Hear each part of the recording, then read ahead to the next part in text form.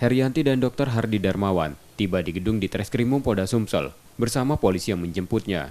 Herianti, anak bungsu Aki Ditio ini, masuk ke ruangan pemeriksaan di Reskrimum Polda Sumsel. Ia diundang Polda Sumsel terkait bantuan 2 triliun rupiah.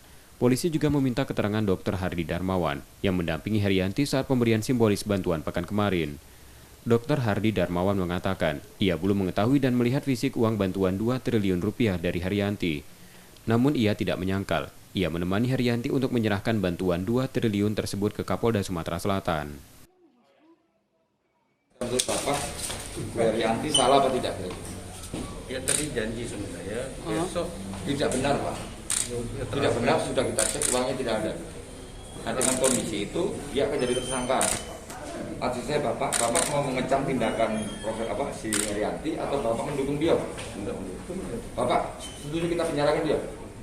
Enggak, Bapak ngomong dong supaya didengar orang. Iya. Karena masyarakat semuanya Gaduh nih, Pak. Sedikit saja, Pak.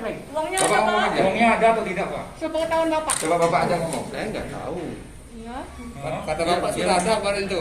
Dia mengatakan sama saya sudah ada. Nah, dia ngomong bahwa semuanya diserahkan ke Pak Hardi. Tidak. Prof, setuju tidak di penjara, Pak, Prof?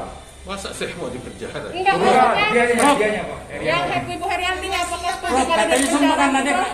keluarganya, Dok. Dia mengatakan kepada saya uang itu ada. Terus gimana tuh? Prof pernah melihat bentuk fisik uangnya? Belum pernah. Nah sekarang Profesor dengan ini ternyata uangnya tidak ada. Menurut Profesor perlu minta maaf nggak ke masyarakat Sumatera Selatan sama Indonesia? Ya kalau tidak ada yang kita maaf. Minta maaf sudah. Oke. Terima kasih Prof. Terima kasih, Prof. Terima kasih Pak Der. Terima kasih Pak Der. Terima kasih, ya.